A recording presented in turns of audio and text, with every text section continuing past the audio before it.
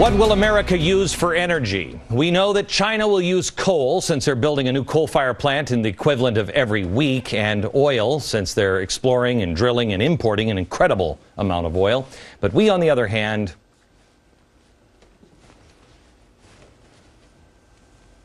I don't know what we're out of options, really.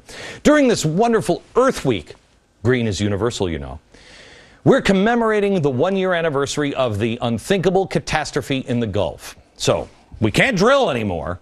I mean, Brazil can in the same water, but we can't. The Japanese nuclear accident causing alarm over the prospect of nuclear power, and the president, in addition to threatening to bankrupt the coal industry during the campaign, added this gem to the coal industry yesterday. The challenge with coal is that although it's very cheap, it's also dirty. And it can create the kinds of air pollution that not only is contributing to climate change, but it's also creating asthma for kids nearby. Kids nearby. You got asthma. Okay. And so sucking that stuff in is not ideal. It's causing, for kids, not adults, kids. Really, we should send them directly to the emergency room early, don't you think? It costs they just gave them treatment early, and they got some treatment and a breathalyzer or an inhalator. Not a breathalyzer. Yeah, I'm not sure. Was he thinking an inhaler maybe? I'm not really sure. You give him a breathalyzer test, that might not help an asthma patient unless we're trying to figure out how much coal dust is in there. Asthma is not caused by coal, Mr. President. Some environmental irritants like pollution can trigger an attack, but coal does not give one asthma. And that's just according to the crazy crackpots at the National Institute of Health. But who's counting here? Let's keep in mind, this president, not really good on medical issues. Remember when he said the doctors were amputating people's feet and tonsils just to make extra cash? Never heard that before, but he has. Back to energy, though. What will power our nation when these guys are through with us? Coal. You know how much everything that comes out of that little magic little holes in the wall that you like plug things into, it's just magic energy. How much of that is created by coal? 45% of America's energy production, coal. He wants it eliminated. Nuclear, how much? 20%. Oh, this is great. Oil, coal, and nukes, they're off the table. Guess what? According to the Dallas Morning News today, NRG Energy, they're the second largest power generator in Texas, of all places, will be ending a project to build 2 new nuclear reactors. Quote, the project was doomed when a financial partner, Tokyo Electric Power Company, saw its reactors in Japan explode after the earthquake. We have concluded that financially this is the end of the line for us. And even if the project is resurrected, it would have to be fueled by someone else's financial resources. Can I ask you a question? You think there's any chance that all this might be the end of line for all nukes? Do you think? Maybe. And then we get the happy news today from the Supreme Court that they're about to turn over the global warming case to the EPA. The lawsuit in 6 states and New York City to force major power companies to reduce greenhouse gas emissions because of evil coal. Little sick little British children without any pets or a dog, and they're walking with a little, I've got a little limp, I've got to get along, and oh, if I could get home to mommy, but it's all this coal. They have to reduce all of those evil emissions. Now that could be in the hands of the EPA, and that's going to go well. The same EPA who once, until recently, was headed by socialist Carol Browner. I love Carol. Is that a picture of her? No, we don't have her. She later became, there she is. Oh, she's so sweet. We should give her a cape. She later became Obama's climate czar, and now she's gone home to feather her nest in the Center for American Progress, where all good socialists go when they're done at the White House. Hello, George Soros. Good job, Carol Browner. Lisa Jackson is now the current head of the EPA, and she is all about environmental justice and redistribution wrapped in green. Those are quotes. Redistribution wrapped in green. Here she is on environmental justice. Environmental justice at its root is a recognition that there is unfinished business from the last 40 years, and much of that unfinished business is concentrated in low-income and minority neighborhoods. Much unfinished business. Here's the EPA. What she could, you know what she's talking about?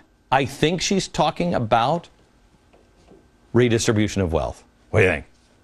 By the way, Time magazine is running a story now that your ice maker is destroying the planet. I thought making all that white ice would help make things cooler.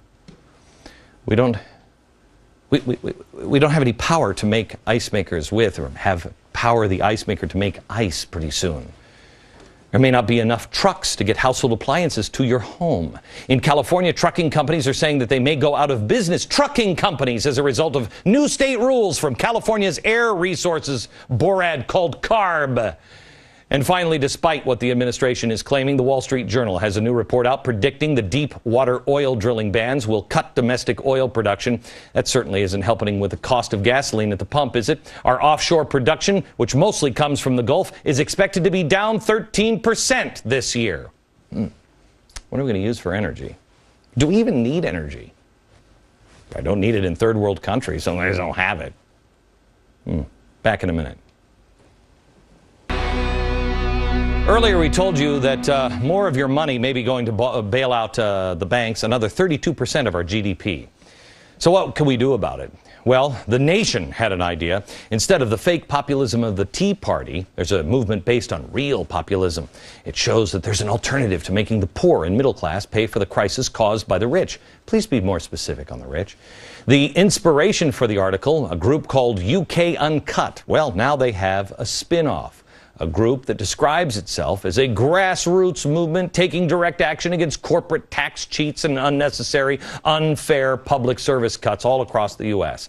U.S. Uncut is a horizontal movement. There are no centrally planned protests on their website. They have all kinds of great tools there, like they recommend different chants and songs and even signs, like these signs. These are great. America's not broke. Really? It's not? That's weird. I want to show you a recent protest that took place in San Francisco at the Bank of America, which U.S. Cut calls a primary target. Call Sarah Palin, they're targeting somebody. You tell me if they're organized at all. U.S. Uncut is here. U.S. Uncut is here. U.S. Uncut is here. U.S. Uncut is here, and we're in effect. Okay, they brought a marching band. That's a spontaneous marching band. It's like, I happen to have a tuba. You have a drum, please. And the spontaneous dance choreography. Everybody just happened to guess the song lyrics to U.S. Uncut is here. I don't trust U.S. Uncut. You want to know why? Their own website says, also remember to visit U.S. Uncut for some inspiration. See you on the streets. Now they say, go see the UK Uncut. Well, what is the UK Uncut? That's the group that The Nation wrote about. The same group that saw more than 130 members get arrested after the mass protest on March 26. This is UK Uncut. And they're recommending, go look at these guys. See what these guys are doing, huh? Is that cool? Yeah. That's not the flash mob kind of action that... I kind of like the tuba guys better. I asked you to be a part of Force for Good about a month ago. A flash mob of kindness. Is that happening? That's next.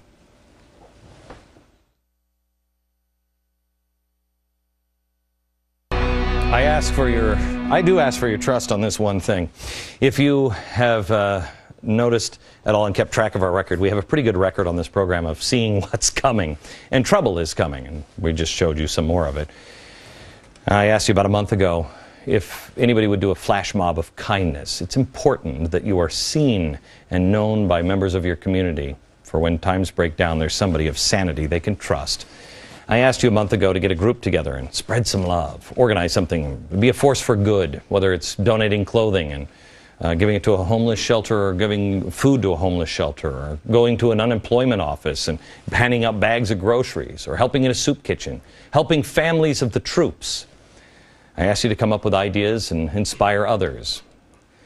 Millions of people can make a huge, huge difference. There are others just out there that are out there just like you. Some who are meeting in groups And they're going to be doing things. The Pinellas Patriots in Florida. These are just different groups that are, this is just from meetup.com. These are groups that are doing something tomorrow. Pinellas Patriots in Florida plan to donate a grocery bag of food to a group that helps the working poor each. Omaha, people are gathering to pray and then delivering supplies to an open mission home. Park City, Utah, joining others at a peace house. It's a shelter for victims of domestic abuse. They're going to be donating Easter baskets to the kids who spend time there.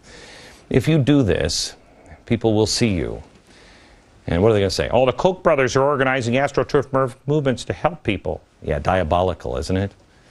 You'd be making a positive difference, helping someone who needs it, and being a beacon of hope. So when times get worse and you've got the marching band and the let's destroy all capitalism people will look at you and go, I think I'm going to be with you. It's important that you help your neighbors remember these three things: faith, hope, and charity. That project I told you about a month ago is tomorrow. Find out more at freedomconnector.com and Facebook and glennbeck.com, all over. Connect with someone tonight. Make a difference tomorrow.